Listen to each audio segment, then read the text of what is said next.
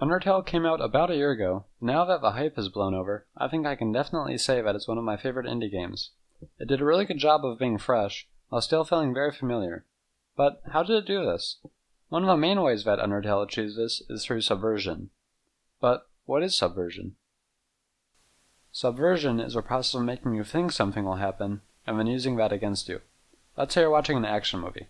The bad guy is next to an oil barrel, and our hero aims his gun at it.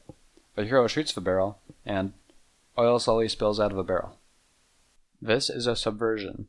There are two parts to a subversion: the setup and the switch. The setup here is the bad guy with the oil barrel next to him. In every movie or video game you've probably seen in the past, this leads to the oil barrel exploding. Your mind is subconsciously prepping you for the explosion. Then, the switch. Instead of the barrel exploding like we expect it to, it just spills some oil. So what's the setup and what's the switch of Undertale? The setup is every classic game you've played. Undertale has really retro graphics and a really retro soundtrack. This isn't a coincidence. This is to make Undertale seem like just another one of your favorite old games, and it does this deceptively well.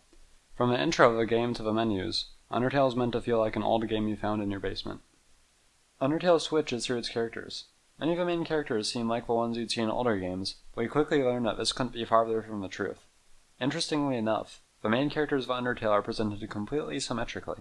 You'll see what I mean as I go through the roster. First, we have Flowey, who subverts the trope of a tutorial character, the character who teaches you how to play. Hey, listen! Though his appearance is amicable, his intentions are not. He's evil to the bone, kill or be killed. Flowey is probably the biggest surprise to most people because he's the first subversion they encounter, and he's the only character to actively know that they're tricking you. Torial is the next subverted character. In video games, most mothers get out of the way and let you continue on to your adventure. Torial is the exact opposite of this, and acts very much like a real mother, very protecting. This culminates having to prove to her that you can survive underground by fighting her. Compare this to Mom in Pokemon, who doesn't say goodbye unless you talk to her, and Torial provides a huge subversion of a maternal character. Sans and Papyrus both subvert the nameless bad guys in video games by humanizing them, and that makes us care for them.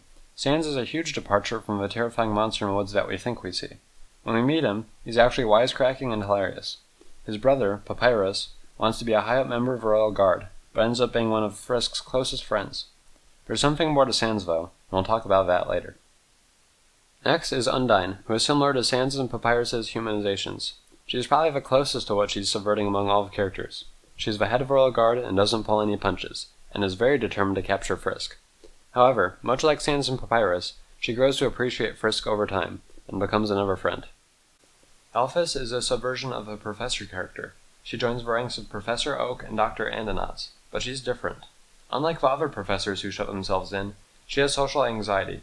She is a subversion of the professors with some mysterious confidence and guiding wisdom. Alphys is anxious and flawed. This makes her probably the most realistic subversion. Mettaton is a subversion of a helpful robotic assistant. Imagine if R2-D2 was actively trying to kill Luke. Also, Mettaton provides some great comic relief. Note Alphys and Mettaton's placement. They show up direct opposite of the other comedic pair, Sans and Papyrus. The next subversion is my personal favorite, Asgore. Final bosses are always a dramatic experience in video games. You finally get to fight the big bad, the force of evil who you've been working your way up to defeat the entire time. When you meet Asgore, he's watering the flowers.